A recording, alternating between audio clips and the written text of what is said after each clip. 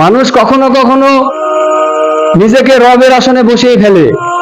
মানুষ কখনো কখনো নিজেকে রবের আসনে বসিয়ে ফেলে।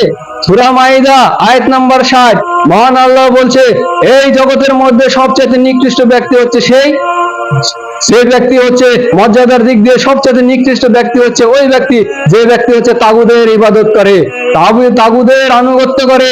সবচেয়ে নিকৃষ্ট পথভ্রষ্ট ব্যক্তি হচ্ছে সেই ব্যক্তি যে ব্যক্তি হচ্ছে তাগুদের ইবাদত করে, তাগুদের আনুগত্য করে। এই তাগুদ শব্দটা মুসলিমদের মাঝ থেকে উঠে গেছে। এই তাগুদ শব্দটা কোরআনের মধ্যে অসংখ্য জায়গায় এসেছে। এখন আপনি চিন্তা করেন, আমি কি এই তাগুতের মধ্যে পড়ি? আসুন একটু লক্ষ্য করে দেখি এর মধ্যে পড়ে কিনা। তাগুত কি জিনিস? তাগুত আল্লাহ বুঝিয়েছেন সীমা অতিক্রম করাকে। সীমা কি? মনে করেন ওই আসমান আর হচ্ছে আসমানে যে চন্দ্র আর সূর্য আছে, এদেরকে চলার জন্য আলাদা রাস্তা দেওয়া হয়েছে। যখন এরা তাদের নিজস্ব রাস্তা ছেড়ে হচ্ছে অন্য রাস্তা দিয়ে চলতে থাকবে, তখন একটার সাথে আরেকটা সংঘর্ষ হবে। আর এই সংঘর্ষ বাদলে পৃথিবী ধ্বংস হয়ে যাবে। তখন হয়ে যাবে চন্দ্র সূর্য তাগুদের দলে অন্তর্ভুক্ত হয়ে যাবে। তারপরে দেখবেন এই যে নদী, এই নদী চলার একটা নির্দিষ্ট রাস্তা আছে। যখন রাস্তা ছেড়ে অন্য রাস্তা দিয়ে শহরের উপর দিয়ে নদী চলবে, তখন মানুষের জানেমালের ক্ষতি হবে, কোটি কোটি হাজার হাজার কোটি কোটি টাকা লস হয়ে যাবে, নষ্ট হয়ে যাবে। তখন নদী হয়ে যাবে হচ্ছে তাগুদের দলে অন্তর্ভুক্ত।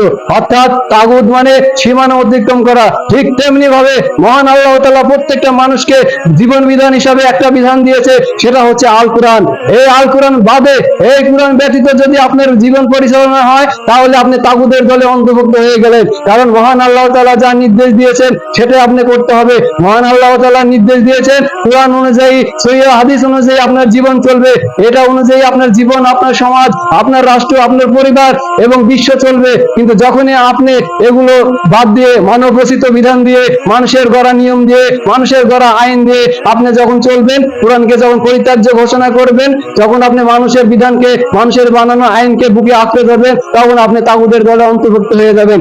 আর উক্ত আয়াতে ভয়ঙ্কর করে বলা হচ্ছে, তাহলে মর্যাদার দিক দিয়ে সবচেয়ে জঘন্য, মানে এর চেয়ে নিম্নমানের আর কেউ হতে পারে না, সেটা হচ্ছে যারা তাগুদের ইবাদত করে, মানে যারা তাগুদের দলে অন্তর্ভুক্ত হয়ে যায়। তারপরে বলতে হচ্ছে পথভ্রষ্টের মধ্যে সবচেয়ে নিকৃষ্ট পথভ্রষ্ট তারা, যারা তাগুদের ইবাদত করে, যারা তাগুদের দলে অন্তর্ভুক্ত হয়ে যায়। তাহলে আপনার আমার জীবন কি কোরআন এবং হাদিস অনুযায়ী চলছে?